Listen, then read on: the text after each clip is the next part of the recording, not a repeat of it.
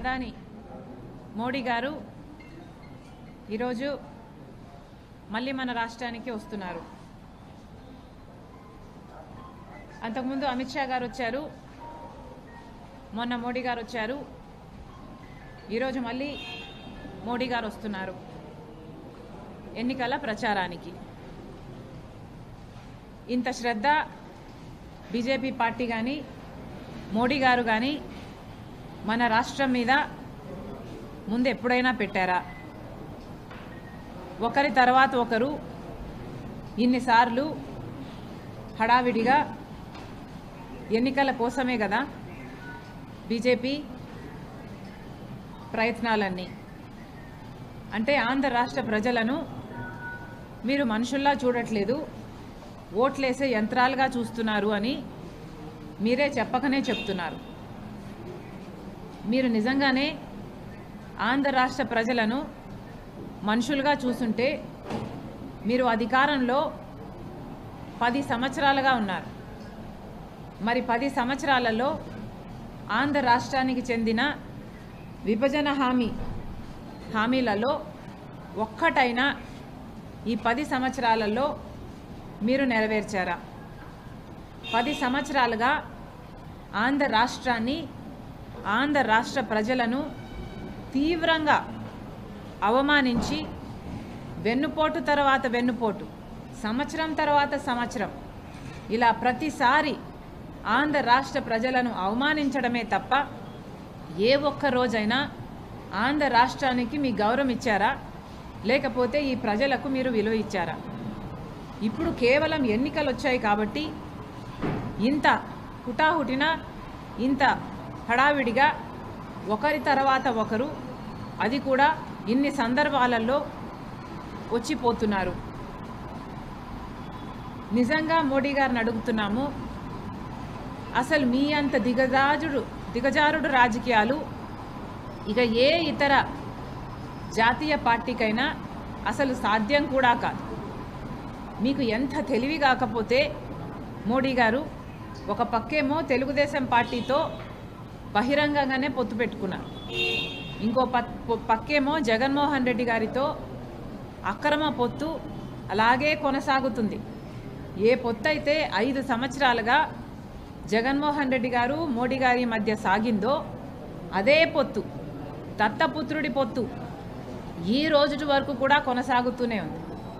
5 సంవత్సరాలుగా జగన్మోహన్ రెడ్డి గారు మోడీ గారి వారసుడిగా, మోడీ దత్తపుత్రుడిగా, మోడీ ఏది కోరితే అది, ఎప్పుడు కోరితే అది అప్పుడు ఏది కాదనకుండా ప్రతి బిల్లులో సహాయం చేశారు. ఆఖరికి మన గంగవరం పోర్టుని అదానికి ఇచ్చారు మోడీ మనుషులకి. ఆఖరికి ఏ రిలయన్స్ అయితే రాజశేఖర్ రెడ్డి గారి మరణం వెనకాల వాళ్ళ హస్తం ఉంది అన్నారో వాళ్ళనే పిలిచి రాజ్యసభ కూడా ఇచ్చారు. మరి నిజంగానే జగన్మోహన్ రెడ్డి గారు మోడీ వారసుడని, మోడీ దత్తపుత్రుడని మళ్ళీ మళ్ళీ రుజువు చేసుకున్నాడు ఈ 5 సంవత్సరాలలో. ఇప్పుడు మోడీ గారు చంద్రబాబు గారితో పొత్తు పెట్టుకొని, చంద్రబాబు గారితో పొత్తు ఉంది మాకు అని చెప్తూ, జగన్మోహన్ రెడ్డి గారితో ఏ పొత్తు లేదన్నట్టుగా. Do you want me to stop? Jaganmohan Reddy గారితో ఏ పొత్తు లేదన్నట్టుగా ఇప్పుడు జగన్మోహన్ రెడ్డి గారిని దూషిస్తున్నారు.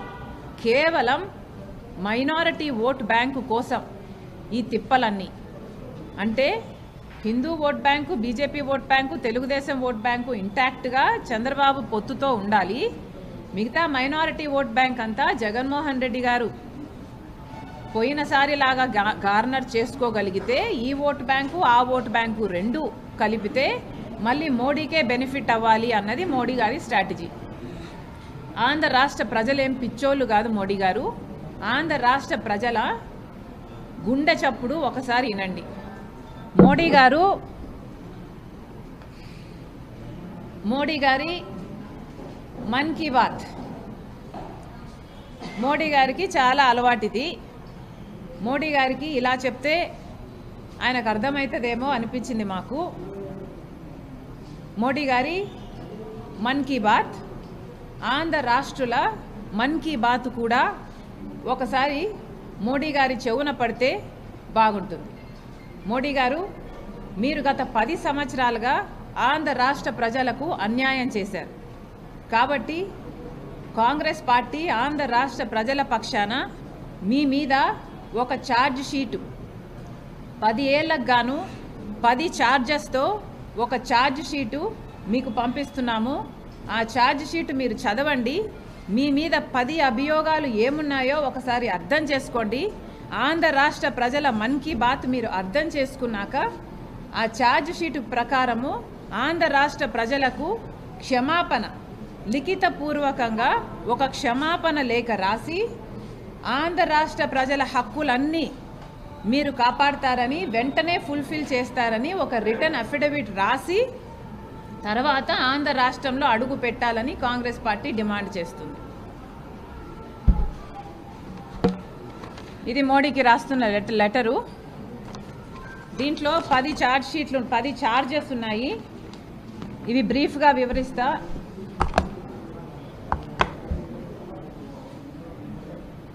ఛార్జ్ నెంబర్ 1, మోడీ గారు ప్రత్యేక హోదా ఆంధ్ర రాష్ట్ర ప్రజల హక్కు అని 10 సంవత్సరాల క్రితము తిరుపతికి వచ్చి 10 సంవత్సరాల ప్రత్యేక హోదా ఇస్తామన్నారు.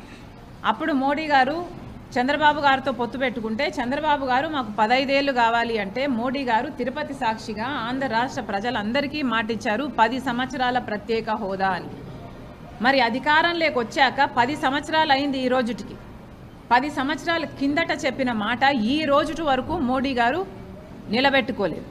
అందుకు గాను మోడీ గారు ఆంధ్ర రాష్ట్ర ప్రజలకు లిఖితపూర్వకంగా క్షమాపణ చెప్పాలి.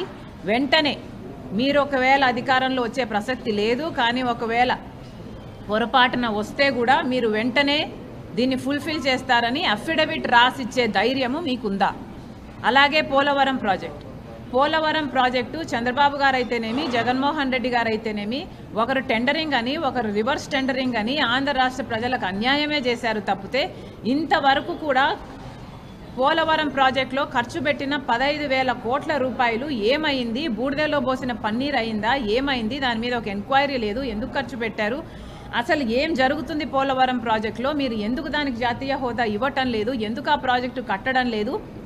మోడీ గారు ఆంధ్ర రాష్ట్ర ప్రజలకు సమాధానం చెప్పాలి. లిఖితపూర్వకంగా పోలవరం ప్రాజెక్టు కట్టనందుకు మీరు క్షమాపణ చెప్పి అది వెంటనే టేకప్ చేస్తామని అఫిడవిట్ మీరు సంతకం చేసి ఇవ్వగలరా? రాజధానికి మోడీ గారు 10 సంవత్సరాల క్రితం వచ్చి భూమి పూజ చేశారు. అమరావతి రాజధాని అవుతుంది అని చెప్పారు. ఢిల్లీని తలపిస్తాము అన్నారు. ఇక చంద్రబాబు గారు అయితే సింగపూర్ అన్నారు. సరే, కనీసము ఒక్క పర్మనెంట్ బిల్డింగ్ అయినా కట్టారా? 10 సంవత్సరాలుగా 2 ప్రభుత్వాలు మారితే ఇద్దరూ మీకు తొత్తులైతే, ఇద్దరూ మీకు పొత్తులు పెట్టుకునే వాళ్ళే అయితే, ఒకరు సక్రమంగా పెట్టుకున్నా ఒకరు అక్రమంగా పెట్టుకున్నా ఇద్దరూ మీ వాళ్ళే అయినప్పుడు మాకు రాజధాని లేదు అన్న ఇంగితము మీకు ఇంతవరకు ఎందుకు మీ నోటీస్లోకి రాలేదు? మాకు రాజధాని కూడా లేదు. మీకు న్యూఢిల్లీ ఉంది, మిగతా అన్ని రాష్ట్రాలకు అన్ని రాజధానీలు ఉన్నాయి. మరి మాకేముందండి? మాకు ఏది మిగల్చలేదు కదా. మరి కనీస బాధ్యత కాదా మీకు? మోడీ గారికి ఒక రాజధాని అన్నా మనకు కట్టడము, కనీసం అది కూడా చేయలేదు అంటే మరి మీరు క్షమాపణ చెప్పాల్సిన అవసరం లేదా? ఆంధ్ర రాష్ట్ర ప్రజలకు ప్రధానమంత్రిగా 10 సంవత్సరాలుండి దీనికి కూడా లిఖితపూర్వకంగా మీరు క్షమాపణ చెప్పండి. చెప్పిన తర్వాతనే ఆంధ్ర రాష్ట్రంలో మీరు అడుగు పెట్టండి. అంతేకాదు వైజాగ్ స్టీల్ అన్నది ఆంధ్ర రాష్ట్రానికి తలమానికం లాంటిది. అలాంటి వైజాగ్ స్టీలును నిలబెట్టాల్సింది పోనిచ్చి కేంద్ర ప్రభుత్వము రాష్ట్ర ప్రభుత్వము ఇద్దరు కుమ్మక్కయి వాటి భూములను దోచేసుకోవడానికి కోసం ఆ ప్రాజెక్టును మొత్తం నిర్వీర్యం చేసి మొత్తం ఇది నష్టాలలో పోతే తప్ప ఈ ప్రాజెక్టు మన చేతుల్లోకి రాదు అన్నట్టు ఏ ఒక్క అంశంలో కూడా విశాఖ స్టీలును ఆదుకోకుండా కేంద్ర ప్రభుత్వము రాష్ట్ర ప్రభుత్వము ఇద్దరు విలన్లలాగా వ్యవహరించి ఈరోజు దాని పరిస్థితి అగమ్యగోచరంగా తయారైంది. ఇది ఎక్కడి న్యాయం అని అడుగుతున్నాం. ఆంధ్ర రాష్ట్రానికి చెందిన తలమానికం వైజాగ్ స్టీల్ అయినప్పుడు అలాంటి ప్రాజెక్టును కూడా మీరు పరిరక్షించకపోతే ఇంకా మీరు ఎలాంటి ప్రధానమంత్రి? అందుకే దానికి కూడా మీరు క్షమాపణ రాసివ్వాలి అని కాంగ్రెస్ పార్టీ డిమాండ్ చేస్తుంది. ఆంధ్ర రాష్ట్ర విభజన హక్కులలో 5వది, ఆంధ్ర రాష్ట్ర విభజన హక్కులలో ఏ ఒక్కటి కూడా మోడీ గారు ఇంతవరకు నిలబెట్టుకుంది లేదు. కడప స్టీల్ ఫ్యాక్టరీ అయితేనేమి, రాయలసీమకు నార్త్కు స్పెషల్ ఎకనామిక్ జోన్ ప్యాకేజ్ అయితేనేమి, రైల్వే జోన్ అయితేనేమి, దుగరాజపట్నం పోర్ట్ అయితేనేమి, ఒక్కటంటే ఒక్కటి కూడా ఏది పోలవరము, రాజధాని, స్పెషల్ స్టేటస్ ఇవన్నీ కాకుండా పెద్దవి చిన్నవి ఏ ఒక్కటి నిలబెట్టుకోనందుకు మోడీ గారు సమాధానం చెప్పాలి. ఎందుకు నిలబెట్టుకోలేదు, ఒక్కటైనా ఎందుకు నిలబెట్టుకోలేదు అని అడుగుతున్నాం. మీకు ఏమాత్రం చిత్తశుద్ధి ఉన్నా ఆంధ్ర రాష్ట్ర ప్రజల మీద ఇది చేయలేకపోతున్నాము, దాని బదులు ఇది చేస్తాము అని మీరు చెప్పాలి. కానీ ప్రధానమంత్రిగా ఉండి ఒక్కసారైనా ఒక్క సమాధానం కూడా చెప్పకుండా కనీసం ఇక్కడ ప్రజలు ఉన్నారు, వాళ్ళకు విలువ ఇవ్వాలి, వాళ్ళకు ఎక్స్ప్లెనేషన్ ఇవ్వాలి, వాళ్ళకు భరోసా కల్పించాలి అన్న మనసు మీకు ఎప్పుడూ రాలేదు. ఈరోజు ఎన్నికలు వచ్చాయి కాబట్టి ఈరోజు హడావుడిగా వచ్చి ఇక్కడ ఒకరి తర్వాత ఒకటి ఇన్ని సభలు పెట్టి ఇన్ని మాట్లాడుతున్నారే, నిస్సిగ్గుగా ఆంధ్ర రాష్ట్ర ప్రజలు మీ గురించి ఏమనుకుంటున్నారు అని ఒక్కసారైనా ఆలోచన చేశారా? మా మన్ కీ బాత్ వినండి, క్షమాపణ ఆంధ్ర రాష్ట్ర ప్రజలకు చెప్పండి. ఉద్యోగాల విషయంలో కేంద్ర ఉద్యోగాలు అన్నీ కలిపితే 30 లక్షల ఉద్యోగాలు ఖాళీగా ఉన్నాయి. అవి భర్తీ కాలేదు, అవి భర్తీ చేయలేదు మోడీ గారు. ఇవి కాకుండా సంవత్సరానికి 2 కోట్ల ఉద్యోగాలు ఇస్తామన్నారు మోడీ గారు. 10 సంవత్సరాలకు 20 కోట్ల ఉద్యోగాలు ఇవ్వాల్సిందే మోడీ గారు. మరి ఈ 20 కోట్ల ఉద్యోగాలలో ఆంధ్ర రాష్ట్ర బిడ్డలకు ఎన్ని కోట్ల ఉద్యోగాలు ఇచ్చారు మీరు? 20 కోట్లలో కనీసం 10 సంవత్సరాలలో అంతా కలిపి 1 కోటి ఉద్యోగాలు ఇచ్చారా? లేదు 10 లక్షల ఉద్యోగాలు ఇచ్చారా? ఎన్ని ఇచ్చారు? మరి మా బిడ్డలకు మీరు ఉద్యోగాలు ఇవ్వనప్పుడు, మీరు మా కోసం ఏ వాగ్దానాలు నిలబెట్టుకోనప్పుడు, కనీసం మా హక్కులను కూడా మాకు ఇయ్యనప్పుడు మిమ్మల్ని ఎందుకు గౌరవించాలి ఆంధ్ర రాష్ట్ర ప్రజలు అని అడుగుతున్నాం. మాటికి మీరు మా యువతకు క్షమాపణ చెప్పాల్సిన అవసరం ఉంది. 7ది ఎస్సీ, ఎస్టీ, బీసీ మైనారిటీలకు వీళ్లకు రక్షణ కల్పించాల్సిన బాధ్యత ప్రధానమంత్రికి, కేంద్రంలో అధికారంలో ఉన్న పార్టీకి ఉంటుంది. కానీ బీజేపీ ఒక మతతత్వ పార్టీ. మరి మీరు మణిపూర్ లాంటి ఘటనల ద్వారా ఏం భరోసా కల్పిస్తున్నారు ప్రజలకు? ఎస్సీ, ఎస్టీ, బీసీ మైనారిటీలకు వాళ్ళు కేటాయించిన నిధులలో ఏమాత్రం ఇస్తున్నారు? కనీసం వాళ్ళకి ఈరోజు వాళ్ళ ప్రాణాలకు కూడా రక్షణ లేకుండా పోయింది. ఎన్ని దాడులు జరుగుతున్నాయి వాళ్ళ మీద. మా రాష్ట్రంలోనైనా ఎన్ని దాడులు జరుగుతున్నా మీ కమిషన్లకు వచ్చి మేము రిపోర్టు చేసినా ఒక్కసారైనా స్పందించలేదు. ఎందుకు అని అడుగుతున్నాం. ఈ అట్టడుగున ఉన్న వర్గాలందరికీ మీరు క్షమాపణ చెప్పాల్సిన అవసరం మాటికి ఉంది. కరప్షన్ ఆంధ్ర రాష్ట్రంలో ఎంత విచ్చలవిడిగా కరప్షన్ జరుగుతుంది అని మేమే అంటాం కాదు, మీరు మోడీ గారు, అమిత్ షా గారే మా దగ్గర సభలు పెట్టి ఇప్పుడు గింజుకొని అరుస్తున్నారా? ఏమండి, మీకు 10 సంవత్సరాలుగా మీరు అధికారంలో ఉంటే ఇక్కడ జరుగుతున్న కరప్షన్ మీకు అర్థం కాలేదా? 5 సంవత్సరాలుగా దత్తపుత్రుడు అని జగన్మోహన్ రెడ్డి గారు అంతగా కౌగలించుకున్నారే, మరి 5 సంవత్సరాలుగా మీకు అర్థం కాలేదా ఇక్కడ జరుగుతున్న కరప్షను? శాండ్ అయితేనేమి, ల్యాండ్ అయితేనేమి ఎన్ని కరప్షన్లు జరుగుతున్నాయని మీరు చెప్తున్నారే ఇప్పుడు. అంటే మీకు ఎప్పుడు ఏది కావాల్స్తే అప్పుడు అది మాట్లాడతారా?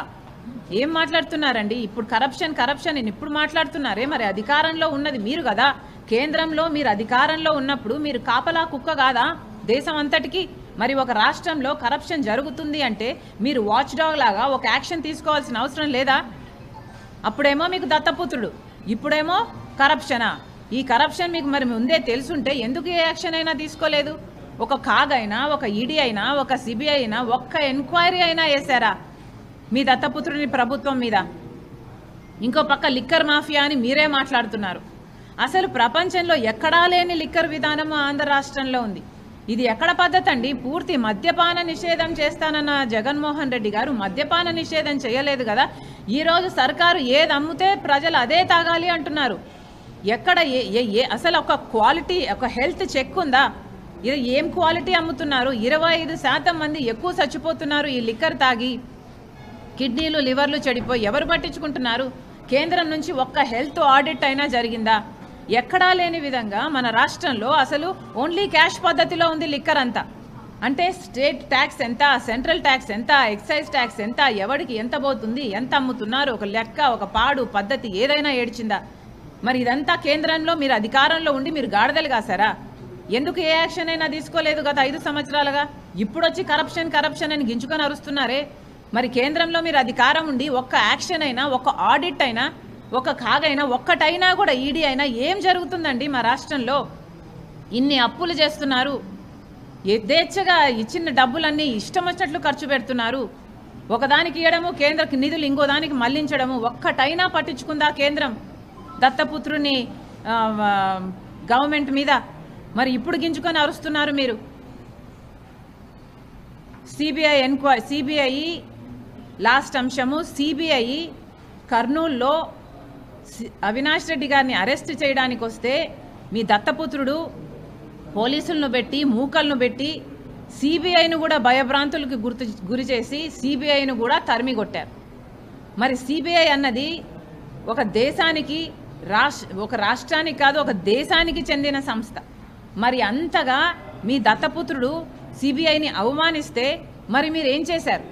కనీసం దేశానికి అతి ఉన్నతమైన సంస్థల్లో ఒక సంస్థ సిబిఐని అంత ఘోరంగా అవమానిస్తే మరి దేశం అంతటికీ అవమానం కదా, ప్రజలందరికీ అవమానం కదా. మరి ఏం చేశారు మీరు? ఇలా ఒక్కొక్క సంస్థను నీరుగార్చడం, ఒక్కొక్క సంస్థను మీ ఇష్టం వచ్చినట్లు వాడుకోవడం, మీ వాళ్ళను కాపాడుకోవడం.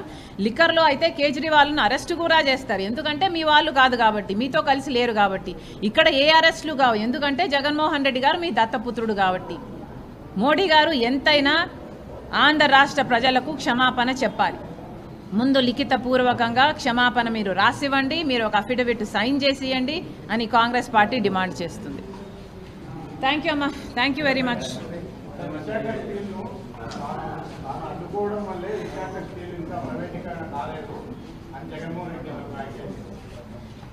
అసలు విశాఖపట్నం ఈ పరిస్థితిలో ఉంది అంటే ఎవరు కారణమండి? కనీసం దానికి ఒక క్యాప్టివ్ మైన్ అరేంజ్ చేయాల్సిన బాధ్యత ముఖ్యమంత్రిగా లేదా? ముఖ్యమంత్రిగా ఏం చేశారు తెలుసా?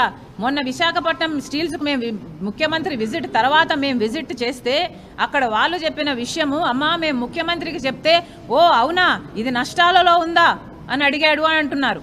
అంటే ముఖ్యమంత్రి హోదాలో ఉన్నవాడు విశాఖ స్టీలు ఏ పరిస్థితిలో ఉందో కూడా తెలియదా?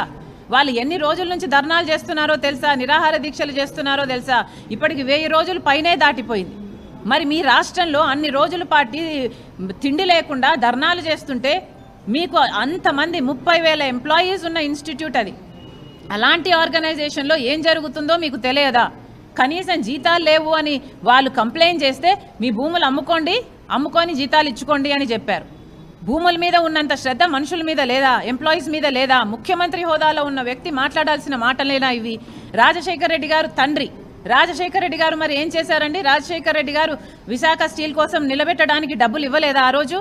మరి మీరెందుకు ఇవ్వటం లేదు? ఇవ్వకపోగా ఓ అవునా అని మాట్లాడే మీలా మాట్లాడేది ముమ్మాటికి అంతా బోగస్సే. విశాఖ స్టీలు ఇలాగే కేంద్రంలో బీజేపీ, రాష్ట్రంలో వైసీపీ ప్రభుత్వం కొనసాగితే విశాఖ స్టీలు అమ్ముడు పోవడం ఖాయం.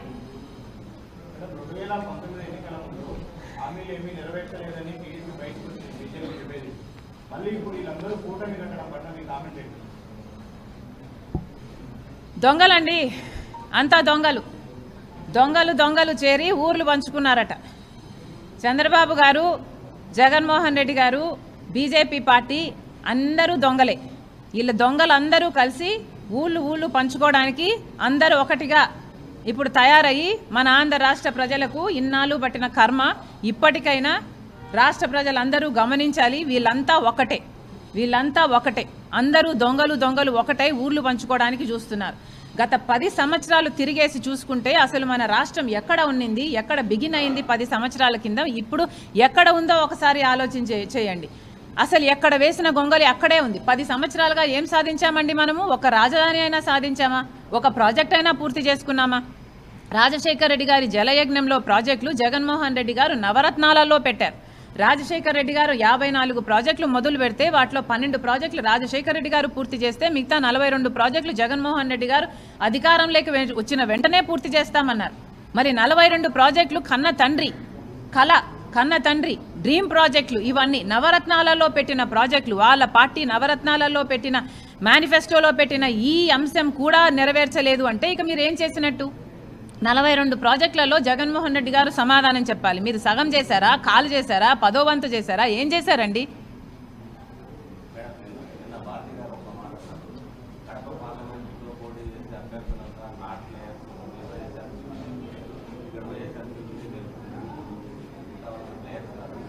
అవునండి, వాళ్ళే అధికారంలో ఉండాలి, వాళ్ళే గొడ్డలు తీసుకొని అందరినీ వాళ్ళకి అగెయిన్స్ట్గా ఉన్న వాళ్ళందరినీ నరికేయాలి, వాళ్ళే సింగిల్ ప్లేయర్గా ఉండాలి. ఇదేనా భారతి గారి స్ట్రాటజీ? ఇదేనా? అంతే కదా, గొడ్డలితో మిగతా వాళ్ళందరినీ నరికేయండి, మీరే సింగిల్ ప్లేయర్గా ఉంటారు. అప్పుడు ఈరోజు అవినాష్ రెడ్డి గారు ఊరు దాటిపోవడానికి ఇక ఓటమిని ఒప్పుకునే పరిస్థితికి వచ్చి పాస్పోర్ట్లు కూడా తయారు చేసుకుంటున్నారు. ఆయన ఊరి దాటిపోవడానికి ఎలా అయితే నేను తప్పించుకొని పోగలను, నేను ఓడిపోతే నా అరెస్ట్ ఖాయం అన్న పద్ధతిలో ఉంది వాళ్ళ పరిస్థితి. ఇప్పుడు నేను ఆంధ్ర రాష్ట్ర ప్రజలకు కాదు, కడప ప్రజలకు చెప్తున్నాను, అవినాష్ రెడ్డి గెలిస్తే నేరం గెలిచినట్టు, రాజశేఖర రెడ్డి బిడ్డ ఓడిపోతే నేరం గెలిచినట్టు. కడప ప్రజలందరూ ఆలోచన చేయాలి.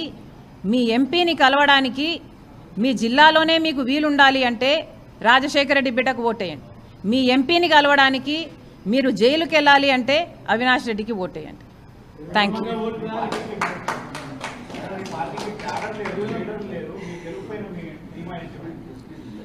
మాకు పార్టీ ఉంది, మాకు క్యాడర్ ఉంది, మాకు బూత్ లెవెల్ ఏజెంట్లు ఉన్నారు, మాకు అన్నీ ఉన్నాయి, మాకు అన్నీ సమకూర్చారు. దేవుడు గొప్పవాడు, అద్భుతాలు చేసేది దేవుడు అండి. ఇలాంటి గొడ్డలితో మిగతా వాళ్ళని నరికేసి ఓన్లీ పార్టీ వైసీపీ పార్టీ అన్న వాళ్ళకి దేవుడు సహాయం చేయడని నా నమ్మకం. అదే నా నమ్మకం. ఎవరండి ఎక్కడన్నారు అన్నకో ఓటు చెల్లికో ఓటు అని ఎవరన్నారండి? నేను క్యాంపెయిన్ చేశానా? అన్నకో ఓటు చెల్లికో ఓటు అని ఎవరన్నారు? ఆ మాట నేను కాంగ్రెస్ పార్టీ అధ్యక్షురాలిని, కాంగ్రెస్ పార్టీ ఎమ్మెల్యేని. ప్రతి చోట కాంగ్రెస్ పార్టీ ఎమ్మెల్యేకి మాత్రమే ఓటేయండి అని ఆంధ్ర రాష్ట్ర ప్రజలను అపీల్ చేస్తుంది రాజశేఖర రెడ్డి బిడ్డ. ఎందుకంటే కాంగ్రెస్ పార్టీ మాత్రమే ఈరోజు స్పెషల్ స్టేటస్కైనా ఆంధ్ర రాష్ట్ర ప్రజల హక్కుల కోసమైనా కొట్లాడుతున్న ఏకైక పార్టీ కాంగ్రెస్ పార్టీ. ఏ బీజేపీ పార్టీ అయితే మనకు ప్రత్యేక హోదా ఇవ్వలేదో, పోలవరం ప్రాజెక్ట్ ఇవ్వలేదో, రాజధాని ఇవ్వలేదో, అదే బీజేపీ పార్టీకి తొత్తుగా మారాడు జగన్మోహన్ రెడ్డి గారు.